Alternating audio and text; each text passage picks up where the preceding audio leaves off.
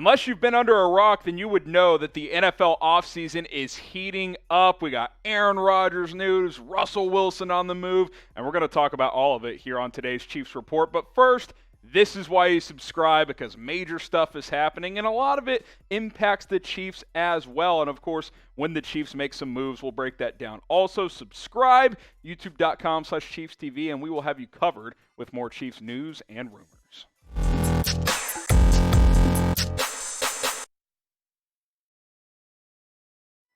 Welcome into the Kansas City Chiefs Report. I am your host, Harrison Graham. It's been a busy day for me. It's been a busy day at Chat Sports. It's also been a busy day here in the NFL, and I wanted to kind of cover some of those big stories with a little bit of a juicy Chiefs rumor at the end as well, so stay tuned for that.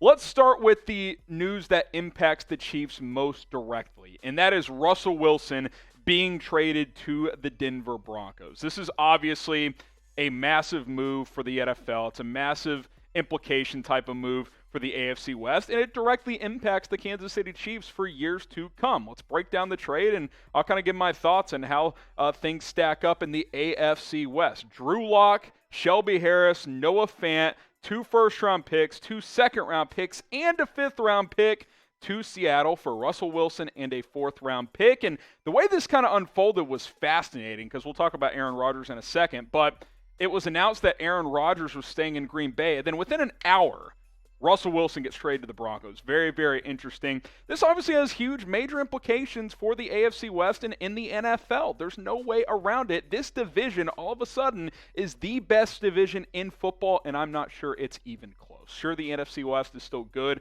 but the AFC West, this division is absolutely loaded. Look at the quarterbacks in this division. Patrick Mahomes, who's arguably the best quarterback in the league. Justin Herbert, who's arguably the best young up-and-coming. Obviously, Mahomes is still young, but a guy who's played 1 or 2 years, Herbert's probably that guy, along with Joe Burrow, who's in the AFC, albeit not the AFC West.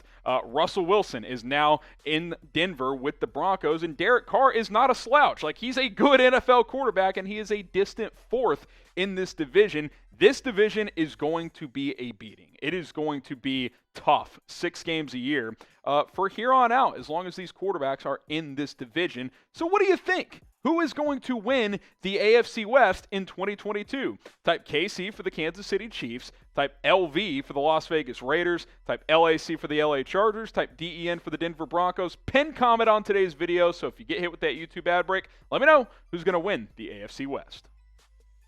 Story number 2, staying in the AFC West. Mike Williams, a potential Chiefs free agent target, re-signs with the Los Angeles Chargers, and fellas, he got the bag. Here's ESPN's Adam Schefter, who broke the news earlier today.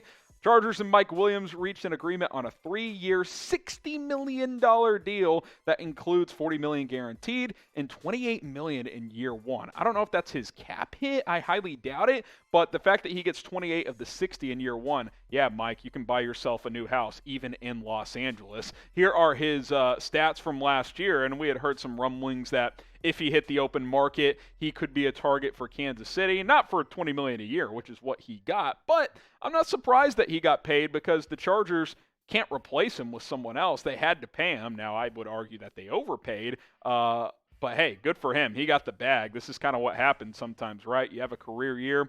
When you're about to enter free agency, you're going to get paid. If the Chargers didn't pay him, someone would have. I don't know if he would have gotten 20 a year, but LA did right by him and paid him a lot. And now, the Chiefs will have to face a formidable receiver out in LA for years to come, along with Justin Herbert and Keenan Allen and all those guys. The Chargers are on the come up, like we discussed with the Russell Wilson stuff. This division, it's going to be tough every single game.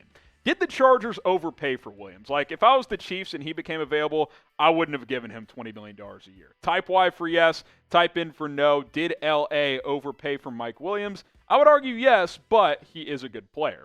Now, BetUS is the place to go bet on anything sports related, but you can also bet on Super Bowl odds, divisional odds for next year. Go to chatsports.com/ChiefsBet. Use our promo code Chiefs125 to get a 125% deposit bonus.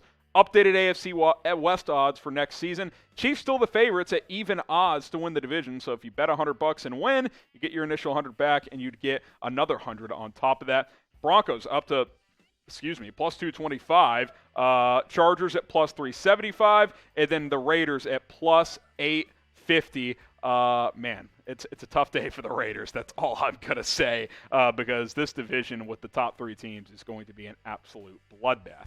Story number 3, and not a lot of direct implications for Kansas City, but I would argue slight implications connecting it back to Russell Wilson. Aaron Rodgers, Davante Adams staying in Green Bay. Rodgers tweeted out today saying, want to clear some things up because, McAfee broke the news that he was staying, which is accurate. Ian Rapoport broke that he would get 4 years, $200 million. Rodgers has downplayed the contract, says that is not true. No contract is official, but he has said that he will return to Green Bay, that he's happy to be back. And then Ian Rapoport had the note that Davante Adams was franchise tag. I want to give credit there. So the Packers dynamic duo stays in Green Bay. The reason it does connect the Chiefs a little bit is, well, Denver was going to land Rodgers if he left Green Bay in all likelihood. Well, now they get Russell Wilson instead.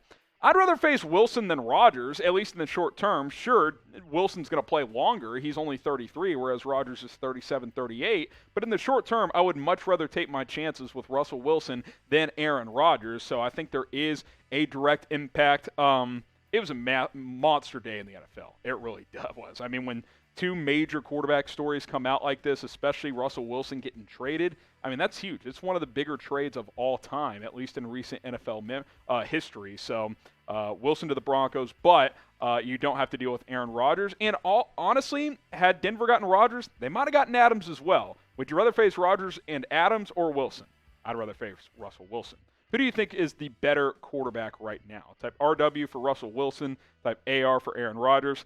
I'll probably go with the guy who's won the MVP the last 2 years, but Russ is certainly very, very good in his own right. All right, story number 4. I teased the Chiefs rumor earlier. Could Tyrann Mathieu head to the New Orleans Saints? A report coming out that the Saints could have interest in him. Obviously, that would be a bit of a homecoming, playing his college ball at LSU. And reports have circulated that Mathieu is expected to hit the open market. The Chiefs franchise tagged Orlando Brown, not Tyrann Mathieu. Now, in theory, Kansas City could sign Mathieu to a new contract before free agency starts, but doesn't seem like it's trending in that direction. They're at least going to see what his market looks like in free agency. Now, this is kind of interesting. An account on Instagram photoshopped Mathieu into a Saints jersey, and Mathieu kind of replied to it with the fire emoji. So, that's interesting. You never know what cryptic messages players, these athletes could be posting on social media. You got Kyler Murray, wiping his Cardinal stuff off his IG. Now it's back on. These guys are calculated. That's all I'm saying. Obviously, Mathieu would be a loss. There's no doubt about that for Kansas City. But as we've discussed, he wasn't as good this past year as he was the 2 prior years. I think he's got some good years left in him. I would like to bring him back, but I don't necessarily blame Brett Veach in this front office for allowing Mathieu to test free agency and see what his market is. And I'd say there's a good chance he walks. And if he does, that's certainly a blow, but you would at least get a comp pick the next year. The Chiefs aren't going to overpay for Tyrann Mathieu. That much is clear. I think that they would bring him back at the right price for a bit of a discount, or if his market didn't shape up for other teams, but they're not going to overpay. They're not going to pay top dollar for Mathieu unless there's a significant change. Based on everything we've heard, read, seen, their actions based on who they've tagged, they're not going to be the team that overpays. So who will be the team that he plays for next year? If you think it's going to be the Chiefs, type C. If you think it's going to be another team, type O for other. I think it's going to be another team, some type in O, but I still think there's at least a decent chance that the Chiefs re-sign him. All right, jam-packed day in the NFL, jam-packed Chiefs report. I wanted to get you my thoughts on everything that happened in the NFL today. Appreciate you guys for tuning in, and subscribe to the channel for more Chiefs news and rumors. It's youtube.com/ChiefsTV.